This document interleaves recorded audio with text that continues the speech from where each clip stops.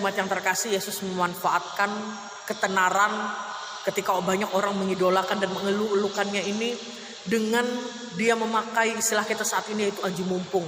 Dia muncul, bisa saja keluar dengan semakin mengeluarkan kegagahannya, karismanya begitu. Bisa saja dia naik kuda, tapi dia tidak melakukan itu. Kenapa sih jemaat yang terkasih?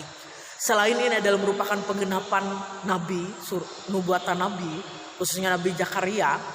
Apa yang dilakukan oleh Yesus ini adalah sesuatu yang syarat akan makna. Apa maknanya sih jemaat yang terkasih? Kalau dia naik kuda, kuda ini adalah merupakan tunggangan yang biasa dipakai pada masa peperangan, berkaitan dengan ketangkasan dan kekuatannya. Sedangkan keledai adalah tunggangan yang biasa dipakai pada masa damai.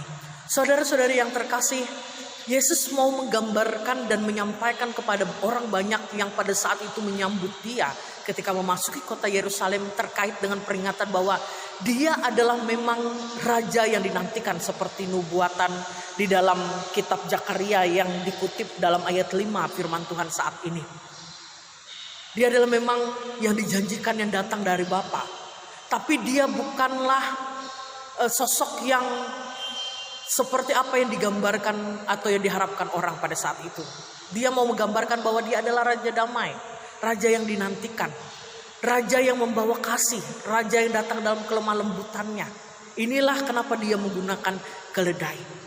Saudara-saudari yang terkasih di dalam Tuhan Yesus Kristus, kita bersama-sama bersyukur bahwa kita boleh memiliki Tuhan seperti yang kita kenal di dalam Yesus Kristus.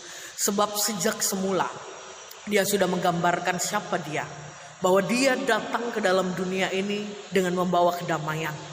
Dia bukanlah Allah atau Tuhan yang membawa ajaran kekerasan. Dia tidak pernah mengatakan kalau kita mengalami sebuah tekanan, kalau kita mengalami himpitan, kalau kita mengalami kejahatan dari orang lain, maka kita harus melawan.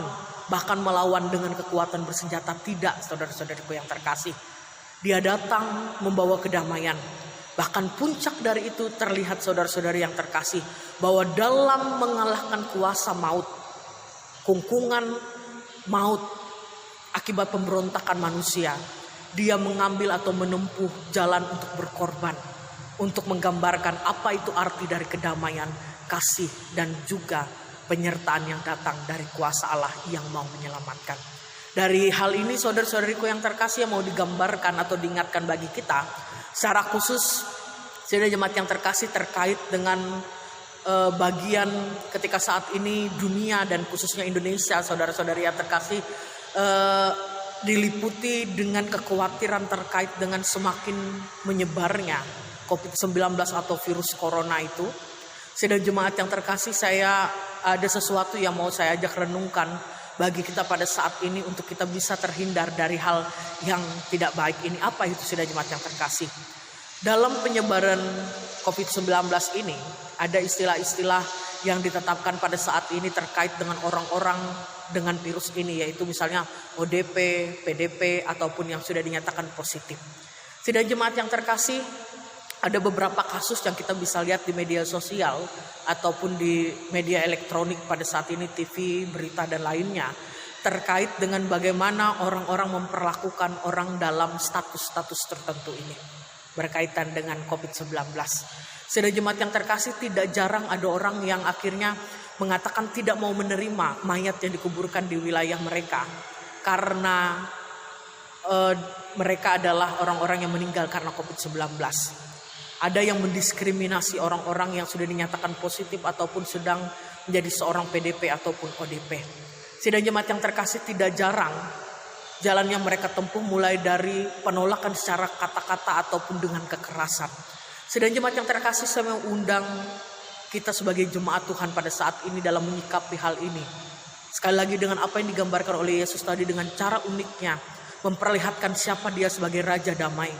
Firman Tuhan mengingatkan kepada kita, janganlah kita menjadi bagian dari orang-orang yang seperti ini, yang akhirnya menolak secara halus maupun sampai dengan jalan kekerasan terhadap orang-orang yang sudah dinyatakan dalam status tertentu berkaitan dengan virus COVID-19 ini.